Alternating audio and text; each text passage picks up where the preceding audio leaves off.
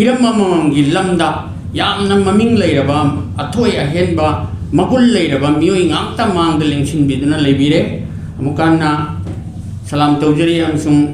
kaikhumna uchari इचल इचे सिंह छात्र छात्री सिंह सिदैदे यावरिबा रिसर्च स्कॉलर अदगी ओजा सिंह बुसु अमुक तरामना आई इकाइखुमनबु उचरी लाइक असी खोमजिल लगा इनिंगलुबगी मरमदी नौमा आईगी कोवाक तोमिनरिबा इनाव सलिंसिना मैतै पांगल सिंगी युमनाक सागैगी मरमदा इबा चौरांगना लमाई तरारों मुक्की पानबा खुई अमा मेनुस्क्रिप्ट अमा कुरक लगा इंगोन दे लाखी मधु खरा यंगीरगा चुंथोपिनबा हाय मधुरा आइना मसी करीगा मरी लेनना इरिबनो खाबरगी कलमदा हामनबरा नत्रगा होंगदबा जर्नल नमदा हापकदबरा हायना हंगी मतमदुदा माना खुंगी नते लाइक अमा ओइनब इदुना फोंगे तोबनी हाइबसिनी आइना हाय लाइक अमा ओइब ngamloi चेना तरा मुकी लाइक असिदी बुकलेट हाइबा अदु ओइगनी अदुगा आइगा आइना हाइखी पांगल फुरुपी युमनाक सागै पीबगी वफम सिदी महाराज खागेंबा मतमदगी हाइबदी इंग कुमजा लिसिंग चांगा मौदा तेगिना लिसिंग नमगा चातुक यांखै निथोय सही यांखै मंगा मणिपुरदा निंथौ ओइना पालंबा माकी मतमदा खप्तनी मासिगी ममांगदा मैदिंगु लोयुंबा सोलिसिंगगा सुपना हुंद्रामरी देगिना सोलिसिंगगा सुपना कुन्निथोय फावबा पानगिबा मैदिंगु लोयुंबगी मतमदगी पुनमकी ओइना युमनाक सागै पीबा होखिबनी मसिना चिंबा मरु ओइबे इतिहास की वफमगा मरी लेनबा इंट्रोडक्शन ओइना हौरगा अतै अतै थिजिन हुंजिनबा कया मरुम चथरगा बोलुन खरा साउने इदुन फोंगा दरकार लेगनी हाइना मंगोंदा हाइखी मांगना मधु यानिंगलदुना इंगोंदा मधुगी थौदांग लौबियु हाइरखी मधुदा आइसु यारदुना थिजिन हुंजिन बा कया मरुम तौखी अदुगा तोंगान तोंगान बा मखलगी मरी लेनबा लाइक कया मरुम पाजखी सलीम आई अमसुंग हसीम पुन्ना चतुना सागै मरु ओइबा मिसकसिंग तोंगान तोंगान बा लमदा पुंदादुना लैरिबा मैतै पांगल अहनसिंगीगा उनदुना ओइबा याबा वरुण कया मरुम खुमजिन जखी मुस्लिम पंचायत लिलोंदा हेडक्वार्टर ओइबा अमा सोग लिसिंग अमगा चामापन सुना अनी दगिना अनी फेब्रुवारी तांग मरीदा लिंखटखिबा मतुंगदा पंचायत मथौ कया मरुंगी मनुंगा श्रीजुत महाराज सुराचाना सनाजाउबा काजीदा सागैगी हौरफम इननबा याथंग पीबदगी सागैगी मरमदे इखी मतमदुदी सपा मयेक हाइबदी प्रेस मरांग कायना लेतबना खुई ओइनी इरंबनी मतमदुगी काजी सनाजाउबगी शाही अमसुंग अतै फमनाइबगी शाही यावबा कॉपी लोइनना मतमदुगी राउंड शिल यावबा इकाइदना लाइक अदुदा हापचरिबनी लाइक असिदा हाइरिबा डॉक्यूमेंट अदु यावरिबा डॉक्यूमेंट अदु श्री कोनसम मनिकचान अमसुंग बीके मोइरांगचादगी कॉपी दु फंगजखिबनी फंगलपा अदुगी मतुंग अदुगी मोंग इकाइदना दिकिदुदा थेंगनबिगनी हाइरिबा मोंग असिनसु लाइक अमगी वॉल्यूम ओइबदा खरा वाटपा निंगबा थुंगदबगी वाखल अमदी अदुम लेरखी मदुदा आइना इनाव सलीमदा पांगल सिंगी चंद्रंबा वायल वकुन वायल पथाप महोगी मतमदुगी पांगलगी चैरा दंडी नचिंबा कया मरुंगी मरमदा नसिगी मिरोना खंगिंगलंगनी मदुना आइना थेंगनरुबा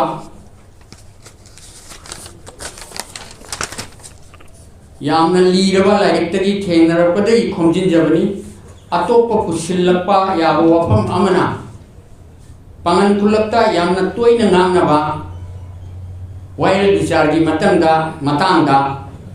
कईनो वायल हेक तौरदना हायदना विचार तौबगी पेंदबा अपील लमा मचिंद हेक लोनबा अहनसिंग थेंगने अखोयना आंगांग ओइरिङैदगी हायरिबा प्रभाव सिदि अदुम लाए करीनो हायबगी अई खंगनिंगबगी अदुम पुनिंगदा लापदुना लाइक असि मथंग मथंग थेंगनरुबा मतमदा हायरिबा प्रभाव असिगी एक्सप्लेनेशन मनुंगी भाव थेंगनदना लाइक सिदा हापचरिबनी अतोप्पा अमना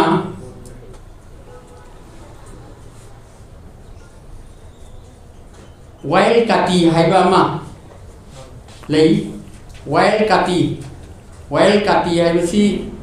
काटी वाइल्ड तौरगा काटी दुना वाइल्ड तौजबा मी यावदबा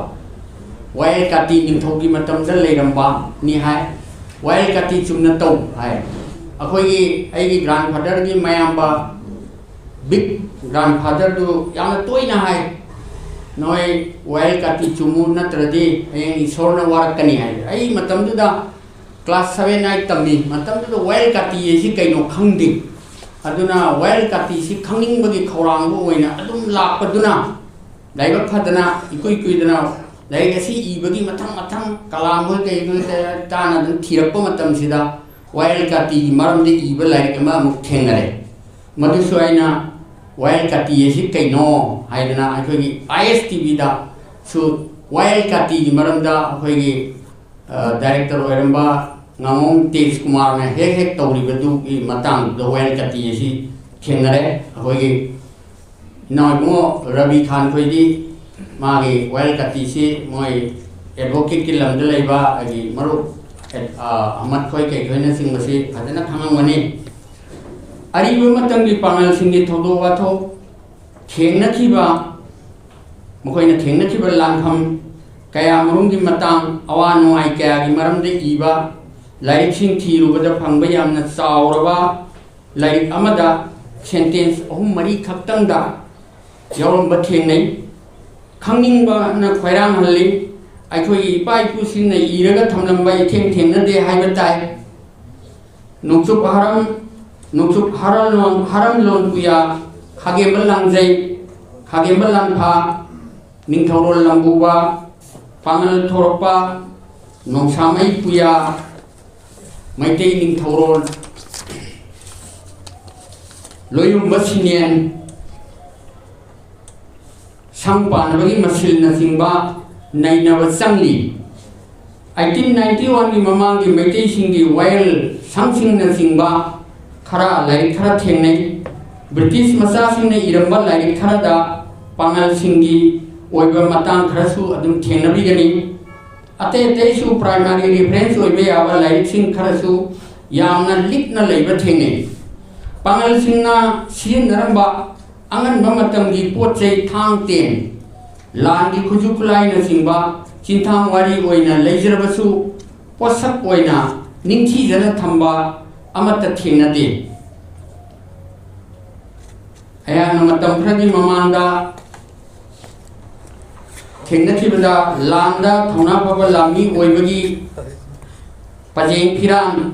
निंथौना पोक्ता हापीबा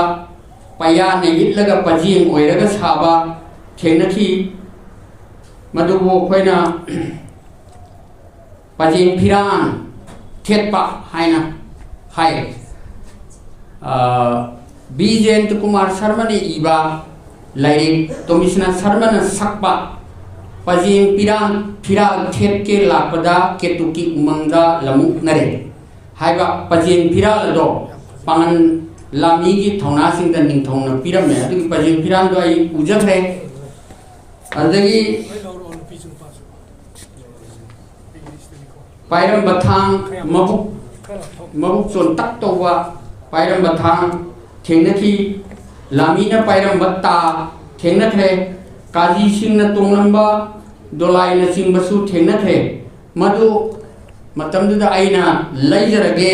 अदुगा निंथीना मेंटेन तौदुना थमजगे हाइबददी मपा मपुगिनी योलोय हेक्ता हाय फोटो अइना लौदुना लैरी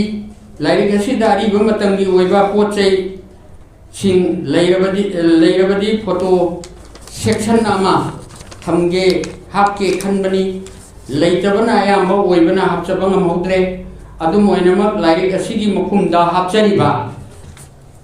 लाइरिक असिगी मखुमदा हापचरिबा फोटो सिंग असि चुराचांद महाराज की मतमदा काजी कुइन ओइखिबा सना दौबा काजी अब्दुल रहमान हाइरगसु खंगनबा काजी असिना ड्यूटी मसागी ड्यूटी तौरिङैदा सेट इनखिबा रेशोंगी फुरित अनि पोएट अमा हुजी पोपचाउबी सेंजेंगी हिदापु मखोंग असि थेंगनदै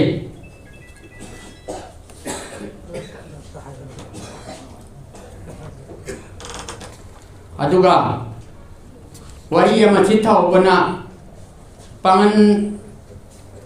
सिपाई अमगी खागेंबगी कोनुंदा रियल खागेंबगु केनो तौजबा सिपाई कोनुंग ngakjaba amana ngasagi kanglagi konung asi saba matamda maki jatra hunbada konok thengra hoi kai toisina pungpham chapchana haiba matamda pungpham khaitang chon thakidana sanagi thamban satre adubu pangalami adudi mana chapchana magi ingkholda mana thajaba matamda aidi lapu ama mana thajaba matamda sanagi thamban sale aduna chingba punamaktu maitai ningthorol haiba lairiktu da phajana iri adubu ngasidi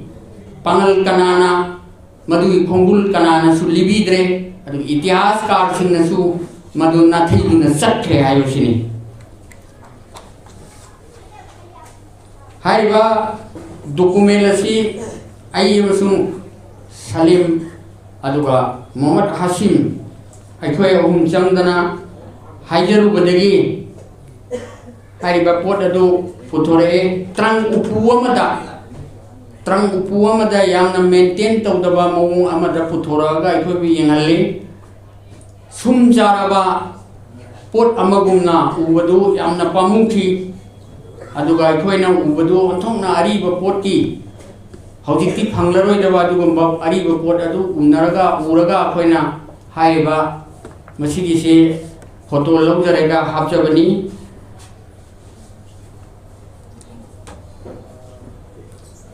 मिजोंगी मी लाकलमी हाय पोथी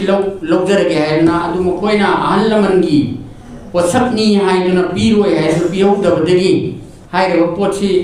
onthongna sinnaba yadraba utpada waraba pot ama oire yamna wana khomjin jaduna puthokchaba lairikni awat apa chithanan thawwa yamna yaurongani masina maroire haiduna ijabana chade khomjin bada sitha nantha hoba kaya ama yaurongani lairika sigi manungda puren thengnabida kai haiba wahi ka akar kai haiba wahi ama thengnabigani mado hojikki naharon singna kai yaina pai adu oiragadi artha thokte pangan khulakta chalabadi pangan singna kai hairabadi hau chengna chingbat thamnana ba gudown hogai adubu kai kawi adu aina sida kai aina adu sien nazare adu masi tasiyang bade uren pabi matamda hogai haina adum min tawiu lare sigi maramda daiji member singna ngangbi rakpa tabirani aranba soiba thengnabi rasu adum haibiu adum singthokchage wadauba mana reference book singi maming pibada amadi chitha hore madu ngapi gani lari adugi chithori ba lari adugi maming di 1891 mamangi maitai gi wayan sangsin haiba ama masida entry tawdabani matam khitang sangna lo phrama le punamak amuka hanna ꯁꯂꯥꯝ ꯇꯧꯖꯔꯤ ꯑꯃꯁꯨꯡ